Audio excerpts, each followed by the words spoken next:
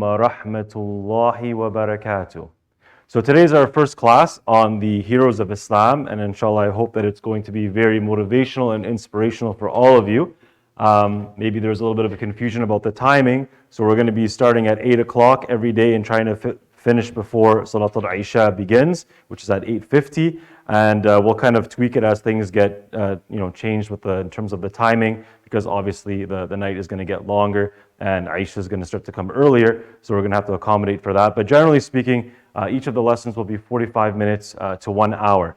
The main focal point or main maqsad, the goal of this course, is that you guys get essentially the main highlights of 20 major heroes of Islam. Obviously, we can't cover like 100, but the goal here is that if we look through at least these top 20, that inshallah you can speak to your friends, your relatives, your neighbors, colleagues at work, and especially the youth, and try to motivate them to learn about these heroes so that the only names that come to their mind are not Spider-Man, Batman, and all the other cartoon comic heroes that are out there in the world. So inshallah today we're gonna do two heroes at a time, and we're gonna start with Rasulullah sallallahu alaihi wasallam, and we're also gonna do Abu Bakr as-Siddiq. And I was actually cautioned not to mention the Prophet sallallahu alaihi wasallam, only because normally he deserves a whole course, right? Just on the Asira and Nabawiyya. But I want to give some highlights because I'm afraid that there might be some students who've never read a book of Sirah in their life, and I will be making some recommendations, or they've never listened to an entire audio series on the Sirah, and so they've been deprived of some of the major highlights that might encourage them to actually want to start reading Sirah or listening to a lecture series. So hopefully I can grab your interest with about, let's say, 10 to 15 points, and then hopefully, inshallah, you'll be more engaged if you have read the Sirah, then for the second or the third or the fourth time, inshallah ta'ala, maybe from a different source this time. And then with Abu Bakr as-Siddiq, he almost needs no introduction. He's the greatest of all the companions. So inshallah, each day or each lesson we'll do two major figures in Islam, bi'idhnillah. Hopefully the thing is going to work for me this time. Oh, we got a response. So just trying to get the slide ready. Assalamu alaikum wa rahmatullah. Have a seat. Sorry, did I go too far? I'm going forwards. I need to go backwards. Sorry, guys, it's just a little finicky. I don't know if Sister Neda, if you can just put it on the exact next slide. No, right before the slide we started with. There was something even before this, I think. Yeah, the course outline. So like I said, we're going to cover 20 heroes in Islam. If you are a credit student, there's going to be just 2 assessments that's required. I am famous or infamous for not being very hard on my students. I happen to be an elementary school teacher at Al Taqwa Academy, so I work for the Islamic school here in London. I teach science grades 5 to 8. So I don't want to overwhelm you guys. The only assignments that I'm going to ask for credit students, obviously if you're not a credit student and you're just here to just casually listen to the lectures, that's perfectly fine. But if you want to get the credit at the end, which goes towards your diploma, inshallah, with the Imam Development Academy, then the only thing I'm requesting in terms of assessments, the one typed assignment, you're going to write a half a page summary of a hero we have not discussed. So you're going to get used to actually doing some research and looking to see what's out there.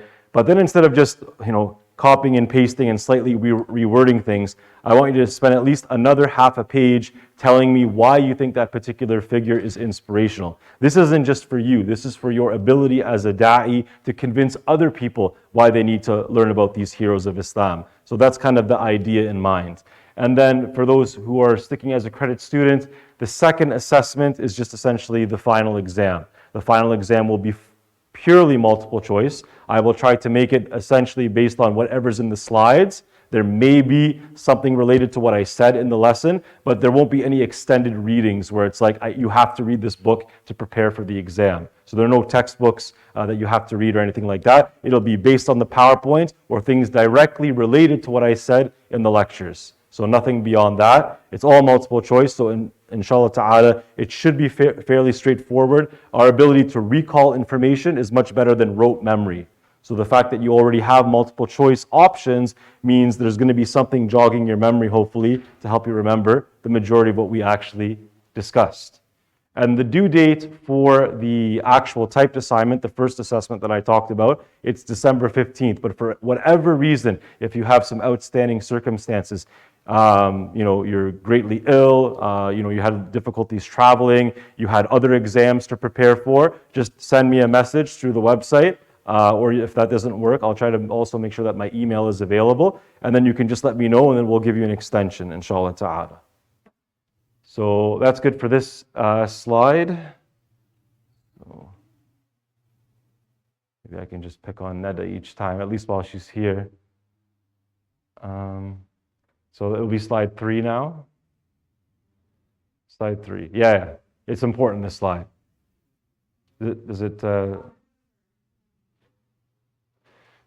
So regarding the resources that I use, there's a lot of resources that we could have went through, but remember the focus here is the heroes of Islam. And I'm going to try to make this not really academic in the sense of like we're going through like, every step chronologically like an encyclopedia. The goal is to motivate, the goal is to have some internal transformation and to really feel gripped by some of the stories that you hear with some of the heroes that we're going to talk about. So what resources I actually used, and obviously I'm going to recommend those for you who are interested in this type of stuff to kind of go further in your research. The main book that I used was The Heroes of Islam by Sheikh Mufti Saif al-Islam. This book is written basically completely from the vantage point or the narrative of why these people were amazing.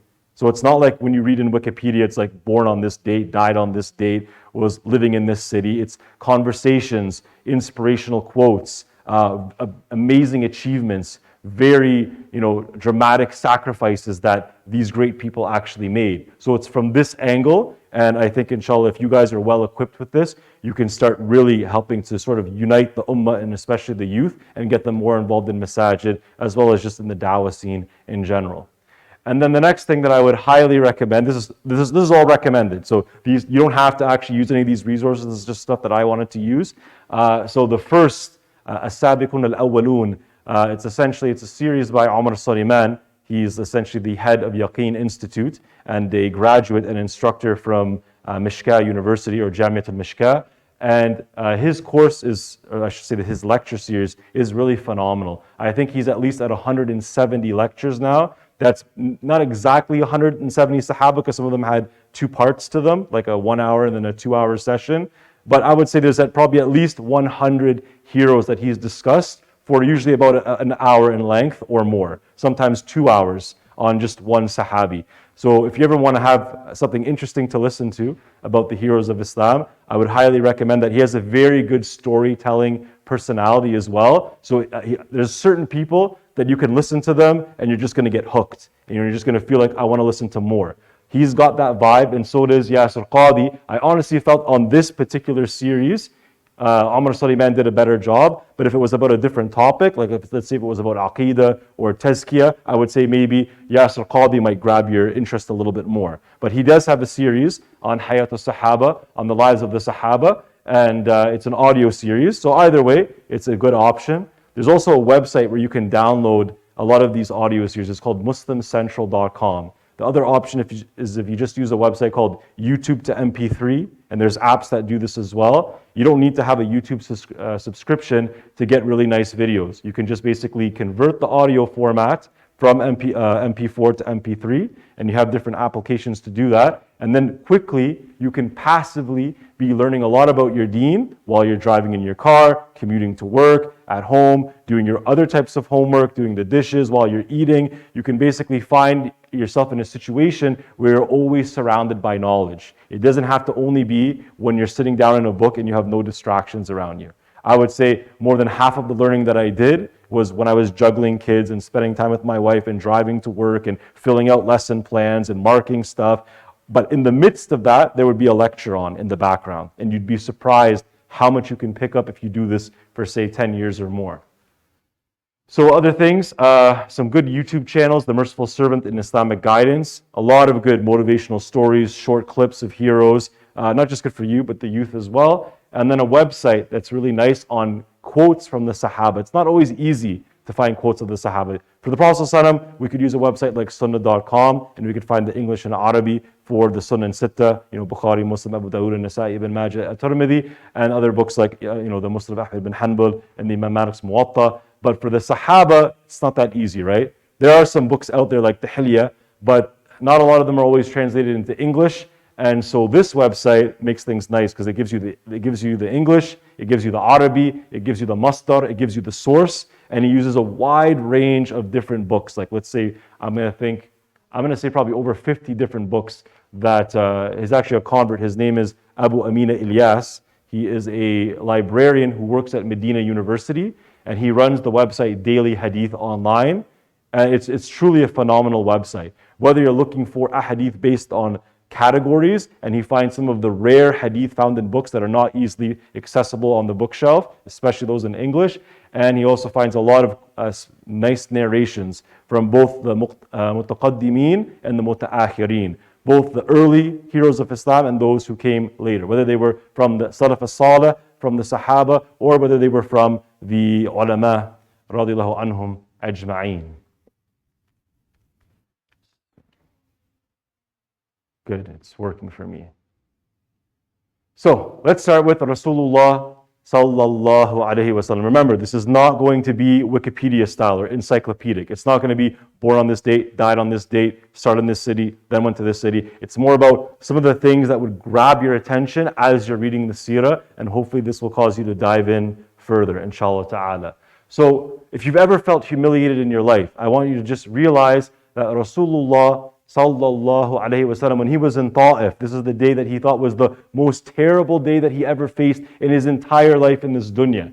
He was trying to call people to Islam. He was doing da'wah fi sabilillah, and he had the tribes people and even the young children throwing rocks at him, and to the point that his body was covered in blood, to the point that the blood was making his sandals stick to his feet.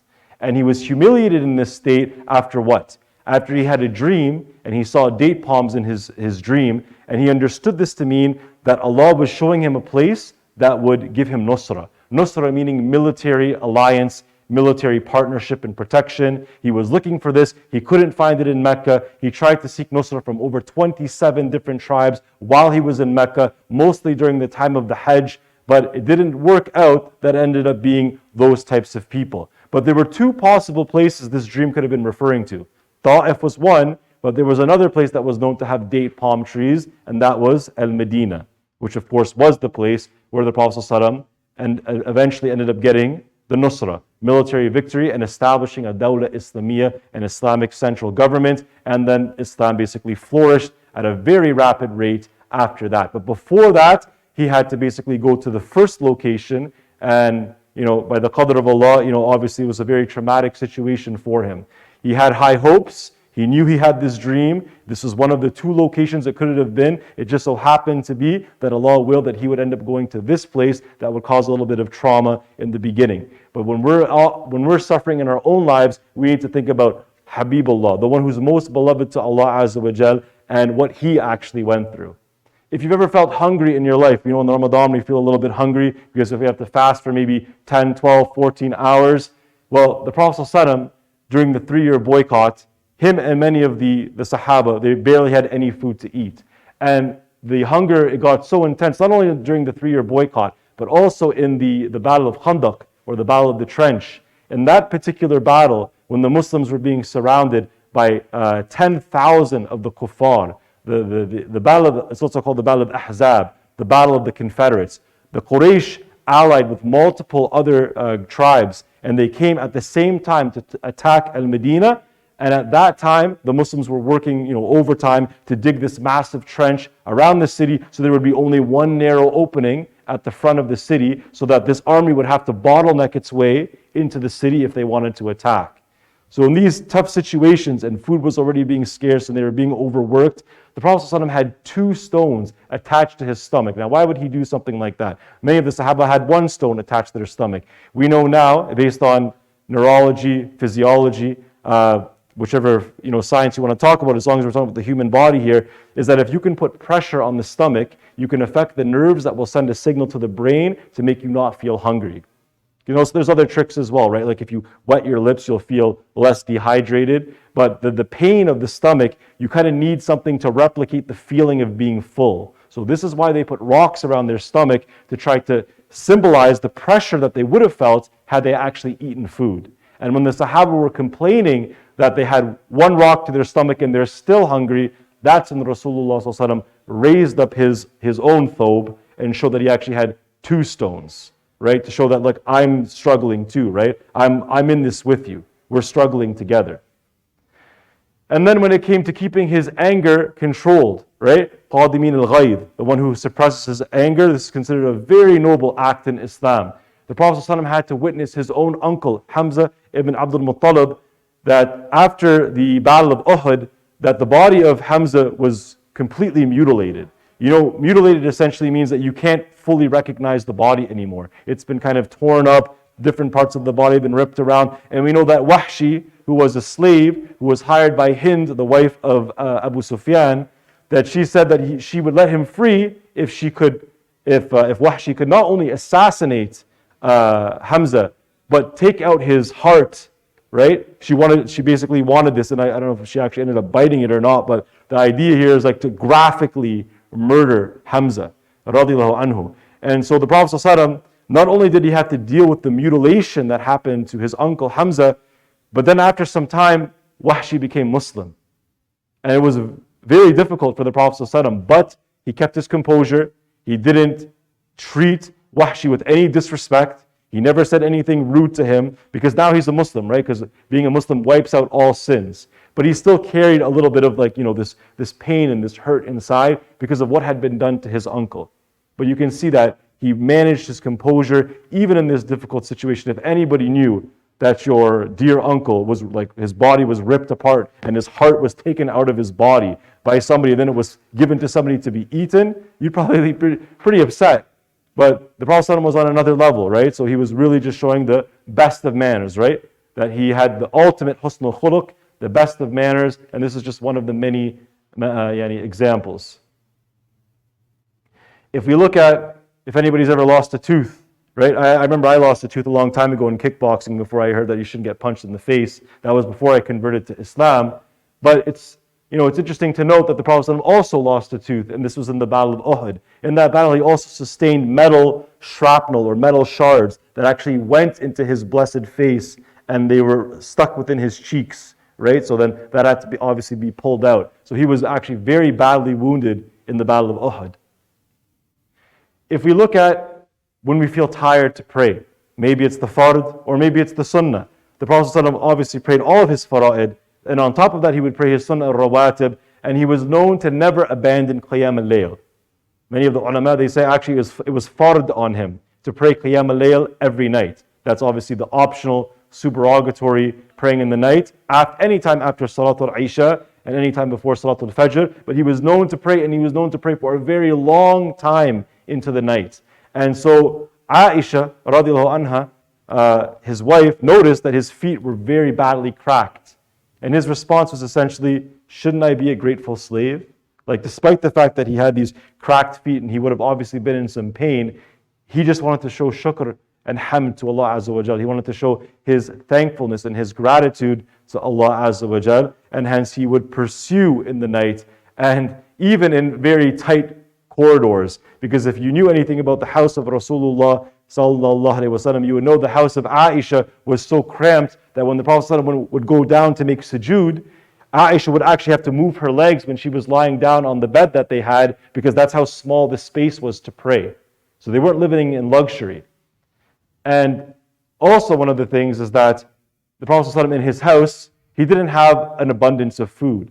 Aisha reports that there's times that in the house, all they had to eat was the 2 dark things. And essentially all that is referring to is tamr, dates, and water. So, subhanAllah, they lived a very ascetic life, a life of zuhd, essentially to live a very simple life. And if you've ever had bad neighbors before, then you might want to recall the fact that Abu Lahab and his wife, like in Surah Al-Masad, they used to obviously put harmful things in front of the house of the Prophet ﷺ, as well as Uqba ibn Abi Mu'ayt. These were amongst the enemies of Islam that would frequently put things in front of the house of the Prophet ﷺ. And if you look at the books of Seerah, it gets pretty graphic, like the organs and entrails of animals, their feces, stones, thorns, a whole bunch of things that will cause a lot of distress to anybody, especially if you're going to endure that patiently. And if you've ever lost a child before, I've never experienced losing a child, I've heard of people that have, the Prophet ﷺ lost 3 children, all his sons. Abdullah, Ibrahim, and Qasim. That's why you find in a lot of hadith they say, Ya Abu Qasim, because that's the kunya of the Prophet ﷺ, because one of his children, one of his sons, was named Qasim. And these are, a lot of these little short stories that we have about the Prophet ﷺ, they're really, most of it is based on istiqamah. Istiqamah is steadfastness, being thabbit ala deen, to be firm on the religion of Islam. When the Prophet ﷺ had to make hijrah, it wasn't a short hike. It wasn't like 5-10K or like a little short Terry Fox run or something like that. It was over 400 kilometers. And this happened at the time when the Prophet ﷺ was the most wanted person in Mecca. He had a huge bounty over his head that Abu Jahl placed over him. If I remember correctly, it was like 100 camels. It was an exorbitant amount of wealth. If anybody was to bring the Prophet ﷺ in to obviously be killed or assassinated.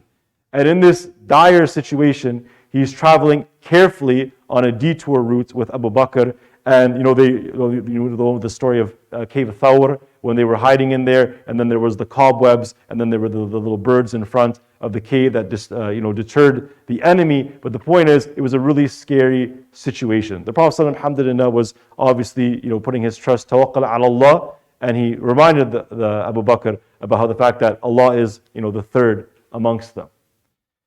If you ever feel like you don't want to follow the sunnah one day, or you're like, oh, you know what, that's just sunnah, or you want to downplay the sunnah, or you might know somebody who's into bid'ah, and you might overlook this issue. I'm not saying when there's a valid difference of opinion, but obviously whenever you can avoid anything that has even the scent of a reprehensible bid'ah, there's a good reason why you should do that. One of the reasons, it's not on the slides, but the Prophet ﷺ, when he will be standing at the hawd, he'll be standing at a pond, and anybody who takes water from this pond, the Prophet ﷺ will be serving water to people ala yawm al-qiyamah, on the day of judgment. And if you drink from this pond, you will never ever go thirsty again in your life. But there will be some people who will not be allowed to drink from the hawd. And the Prophet ﷺ will actually recognize them as being people from his ummah. But when the malaika, when they turn these people away, they will say, you don't know what they did after you. You don't know what innovations they made after you. Which for me is like, whenever anybody tells me something is like, even like it's like 20% chance that it's a bid'ah, for me I wouldn't touch it. But like obviously there's a difference of opinion on some issues, whether it's bid'ah hasana or not. But I'm just saying is that when you know that the Prophet ﷺ he wants to give this essentially this water that will never allow you to be thirsty again. He wants to give it to everybody in his ummah, but some people will be turned away. Not because of his decision, but because the malaika, they know about things that some people have done in this dunya that the Prophet ﷺ was not made to be aware of up until that point. And the love of Rasulullah ﷺ, this is on the slides, is so great that all the Anbiya ﷺ, whenever they made dua, they made their du'as essentially in this dunya, for whatever it is that they wanted, right? Whether it was rahmah for their qawm, their people, whether it was adab for those who were fighting against the Muslims. But the Prophet ﷺ, he saved one dua. He saved it for us. And that's why on the Day of Judgment, when we're all waiting for Yawm al-Hisab, for the actual Day of Judgment of accountability to happen, we're going to be waiting on the dua of the Prophet ﷺ to not only start the Day of Judgment, but then the Prophet ﷺ was then going to make the dua for shafa'ah, the dua for intercession. He's going to not ask for just one of us, he's going to ask to save all of us. And he's going to say, Ummati, Ummati, Ummati, my ummah, or my nation, my nation, my nation. This is the love of Rasulullah ﷺ for his followers. He doesn't want to see anyone enter the hellfire. If he could save us all, he would. And he's going to try his best on the Day of Judgment. And inshallah ta'ala, Allah will accept his shafa'ah for us. And hopefully we won't already be in a bad situation on that day. Allahumma ameen. If you've ever sacrificed an animal before, on Eid al-Adha, know that the Prophet ﷺ sacrificed 63 animals for his ummah. Not one, but 63. And we talked about the issue of shortage of food in the house already. And whatever the situation might be, especially when you're feeling hot-tempered and you want to lash out at somebody. And you know that Islam says, La darra wa la dirar. There's no harm and there's no returning of harm. But just remember that our greatest role model is Habibullah al-Mustafa, who is Khayr al-Khulq. He's the best of creation. Al-Mustafa means he's the chosen one. Habibullah, the most beloved of Allah. Khayr al-Khulq, he is the best of creation. And if whatever he did is the best way to live. Right? And if he would have being able to handle the situation in a much calmer manner, this is something that we need to reflect upon, inshallah ta'ala. Just doing the little PowerPoint dance now. A leader needs to have a characteristic in order to succeed. A leader needs this characteristic to succeed in leading those whom he leads to gain their loyalty. So Allah says in the Quran, by the mercy from Allah, O Muhammad, you were lenient with them, but had you had been rude in speech and harsh in heart, they would have disbanded or deserted you. Essentially, if the Prophet was just a little bit more rough with the Sahaba, especially in the time of Mecca, when there was a lot of iqab, when there was a lot of punishment going on, the Sahaba may have fled the situation. We know that the Sahaba loved the Prophet. They would be willing to run and compete to hold the wudu water that he had, and they would even be willing to use the wudu water that he had. They would be willing to do everything for the Prophet. If they were building Masjid al-Nabawi, they wouldn't want the Prophet to lift up even one brick, but obviously the Prophet did help out his companions, but they were willing to die for him. As we're going to find out pretty soon, Abu Bakr as-Siddiq, he couldn't handle the fact that people would insult the Prophet in front of the Kaaba. And one day he just lost it. Like he just got so angry at them and he started, verbally lashing out at them. They beat him to basically almost to a pulp, to the point that they said that his own family couldn't recognize him. And when Abu Bakr as-Siddiq, I know I'm kind of jumping ahead in the slides here, but Abu Bakr as-Siddiq, when he finally woke up, he was unconscious for several hours. Some people didn't even think he was going to make it. His parents didn't even think he was going to survive. The first words that came out of the mouth of Abu Bakr as-Siddiq is, "How is the messenger of Allah?" Like imagine, his parents can barely recognize his face. They didn't even think he would live. He's been unconscious for hours. What else did he do? He didn't stop there. He says, "I'm not going to eat, I'm not going to drink anything until I see Rasulullah sallallahu alaihi wasallam." If that's not love, I don't know what love is. But the Prophet had this mercy, and this mercy allowed the Sahaba to cling to him and love him to the point that other rulers and emperors, when they saw the love that they had for this man, they saw there's nothing in comparison. Like Heraclius from Rome, or the king of Persia, Khosroes, they had nothing in terms of this level of affinity and love for somebody being followed. The versatility and adaptability of being a leader. The Prophet is a very unique character in humanity, alhamdulillah, and obviously he's the greatest of all beings. He was not just a leader, but he's a politician, he's a husband, he's a father, he's a counselor. If a little boy, if his bird died, he would stop and ask about his bird. Like he was just willing to look around and look at all the concerns of everybody in this ummah. It didn't matter if you were old, if you were young, if you were white, if you were black, if you were a slave, if you weren't a slave, high social status, low social status. It didn't matter.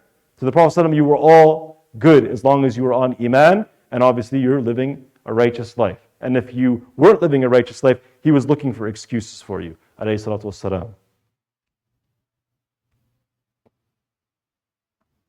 He was known, this almost everybody knows, from Sunday school, or at some point in your life you heard this phrase, as-sadiq al-amin. But just how much as-sadiq al-amin was he? Just how truthful and how trustworthy was he? A lot of people don't actually know that after he actually started doing da'wah fi sabilillah, after he started doing tabligh, he was calling people to the risala of Islam, that the enemies of Islam, knowing this, and they would torture his followers, and they would still mock him, but they would still keep their money with him, their amanat, their trust with him, and they trusted him even after he was a Nabi.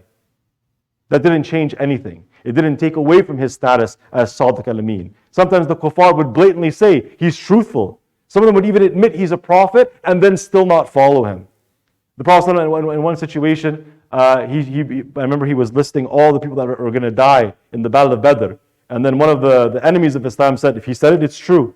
Like you understand, this is coming from one of the kuffar. But their belief in the Prophet is actually genuine, but they're just not willing to follow. And that's the unfortunate situation with many of the Quraysh. It wasn't that the message didn't make sense. It was because of social status. Just think of the case of Abu Talib, his uncle. He loved the Prophet ﷺ. He was willing to die for him. He went out on the 3-year boycott with the Prophet ﷺ, and he almost made shahada. But then Abu Jahl said, are you going to go away from your aba'akum, your forefathers? Are you going to desert your religion and follow the religion of Prophet Muhammad ﷺ? Obviously, he wouldn't have said, والسلام, but the point is that at that last minute, the whole cultural guilt trip. And that's the one basic thing that made Abu Talib hesitate. And then he passed away.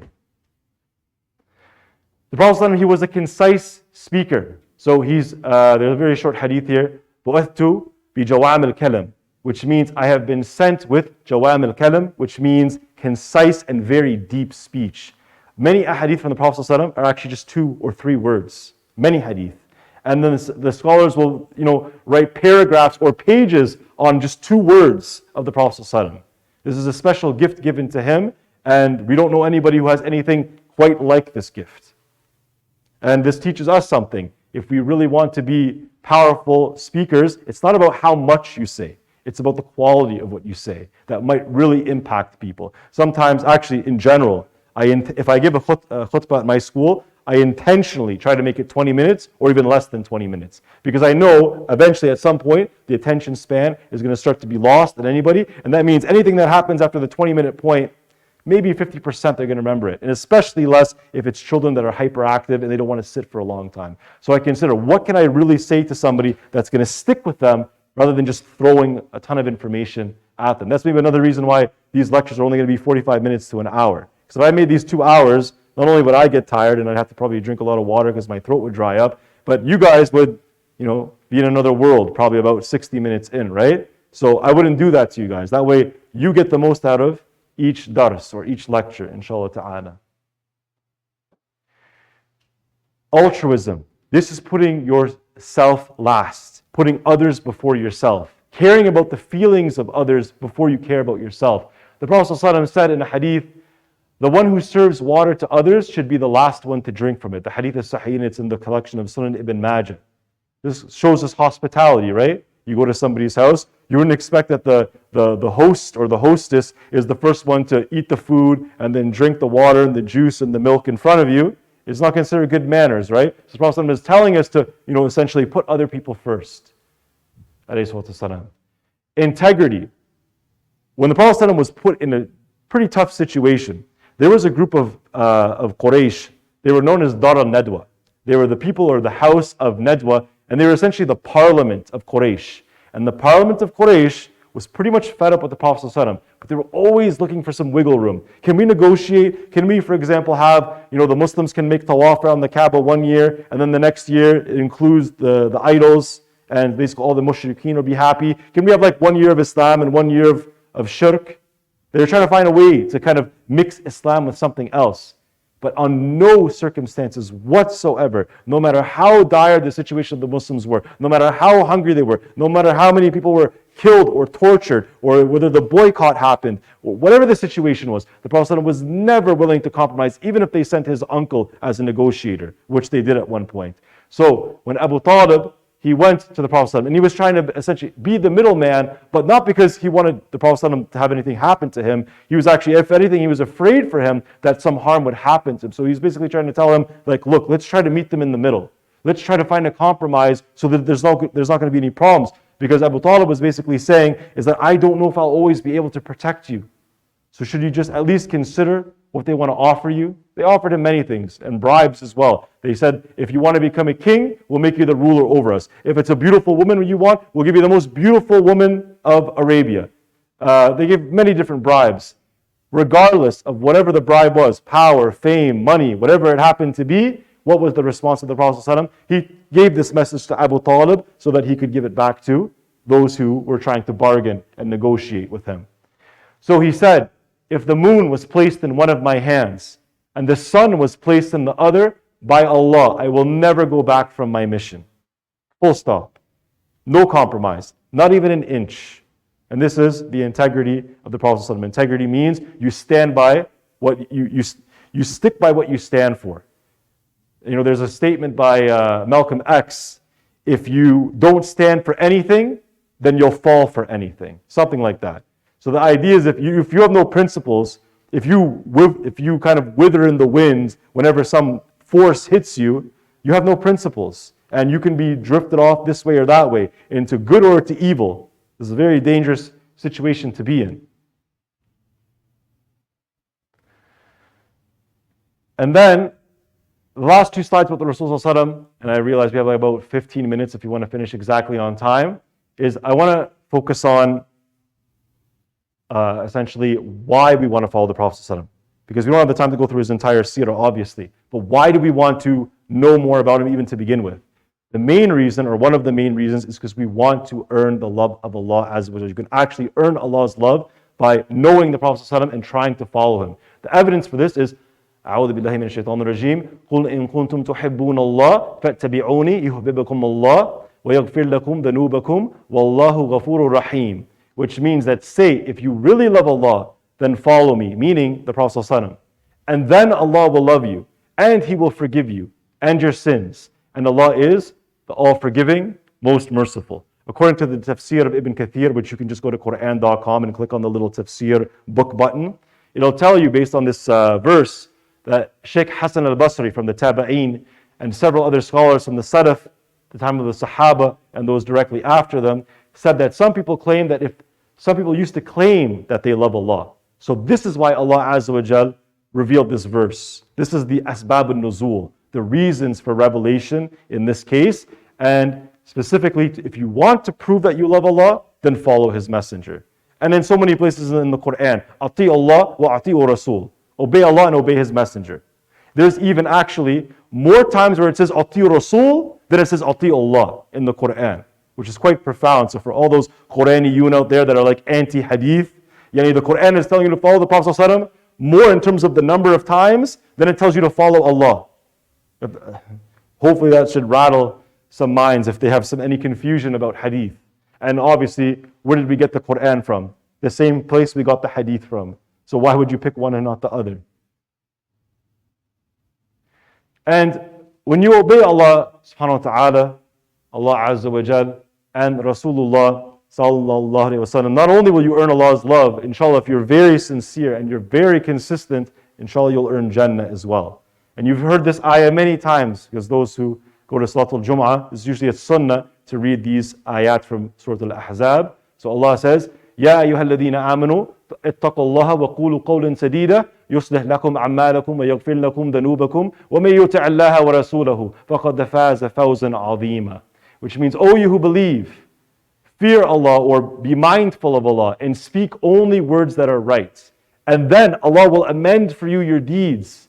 He will forgive you of your sins. And whoever obeys Allah and His Messenger, they have achieved a great attainment. Fawzan azima. What is this Fawzan azima? In the tafsir of Ibn Kathir, one of the famous students of Shaykh al-Islam ibn Taymiyyah, he mentions that this great achievement means to be saved from the hellfire and to be admitted into paradise, or to enjoy the delights of Jannah. If that's not a great attainment, I don't know what is. These are some books on the seerah. You may have read some, you may have glossed over some, but I think this particular set has a lot of value, so that's why I put it on the screen here.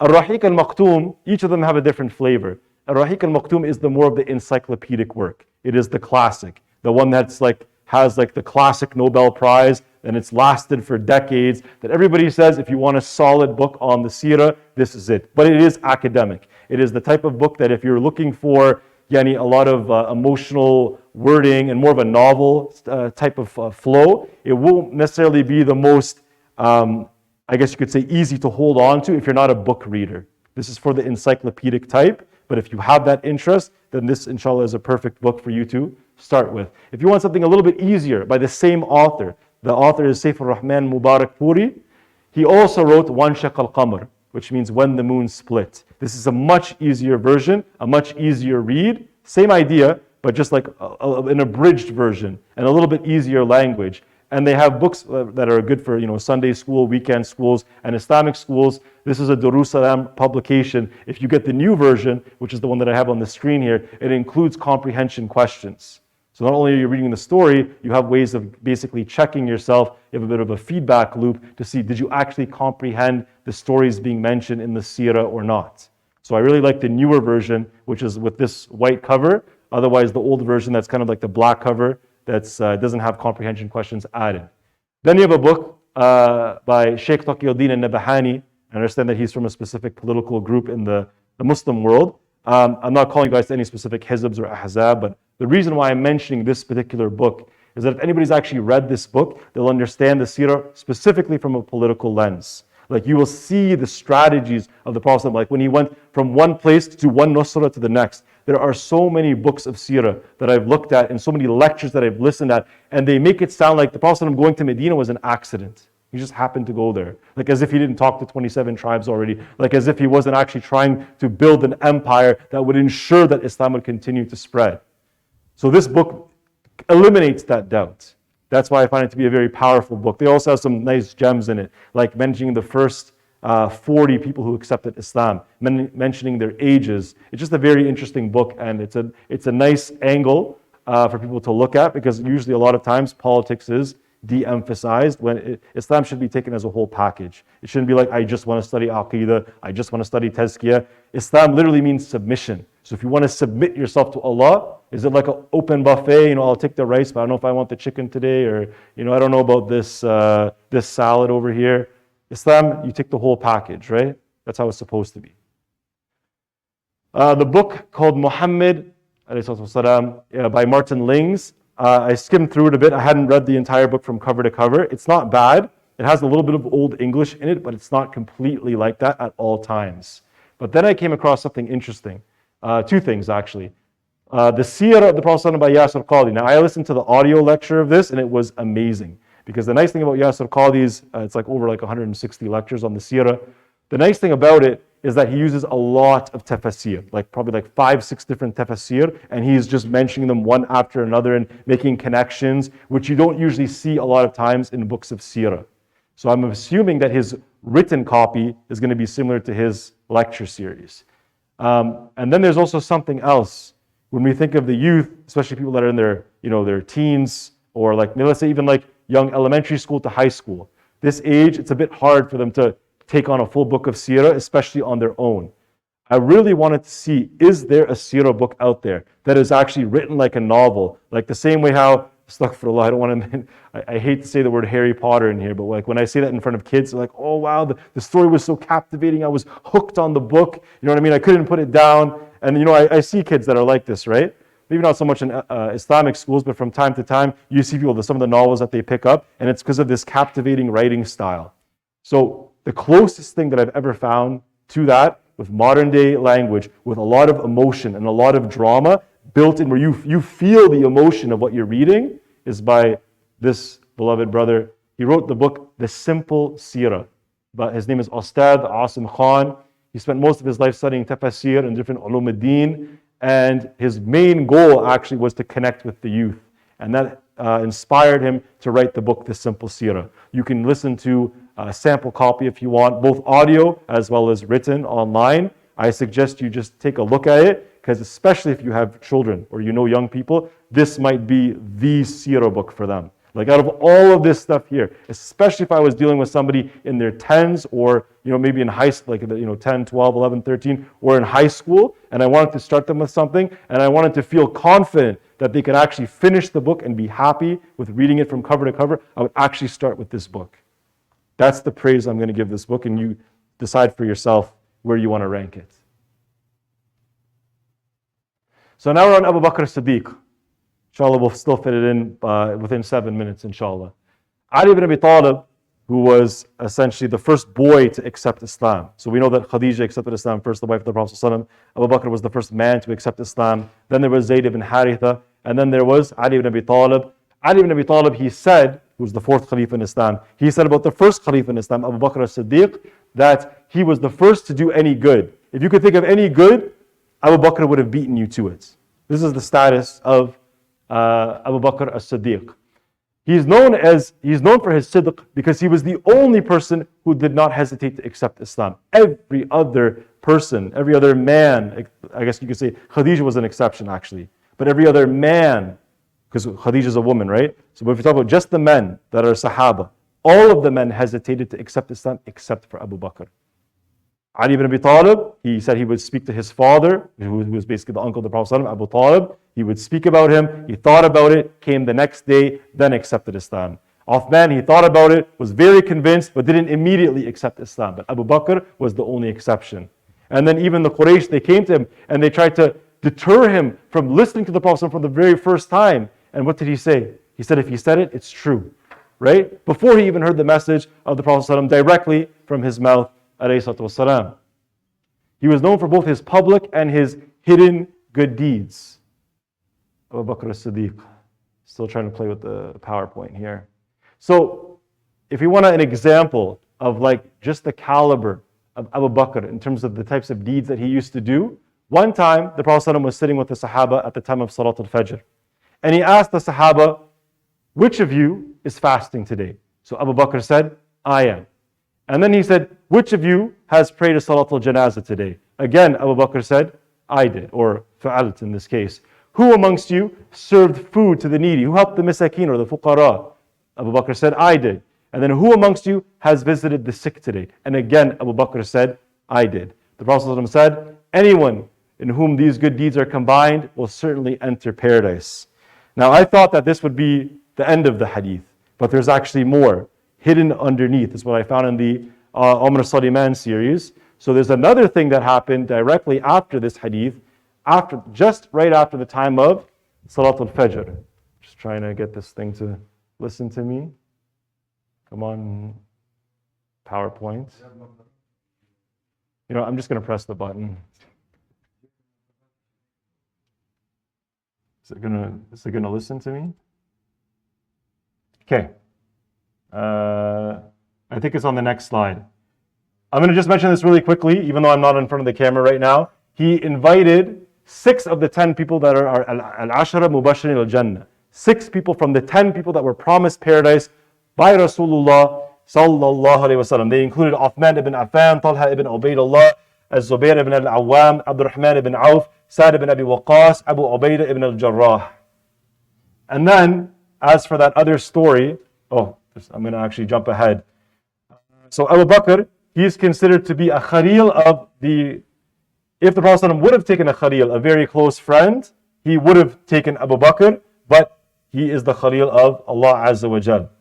And then, this is the story that I wanted to get to. This is the first time we did the course here, so that's why I might have a few slides, maybe not in the most optimal position.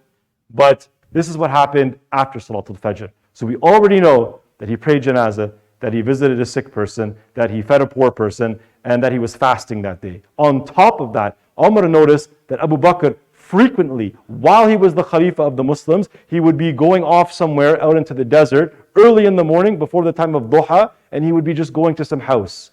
And Umar was curious. He's like, what is he doing? So one day he decides to follow Abu Bakr to find out what it is that he's doing. He finds that Abu Bakr is going to an old woman's house who's actually taking care of essentially an orphanage. She has a whole bunch of orphans with him. The woman herself is blind. So what does Abu Bakr do in this particular time?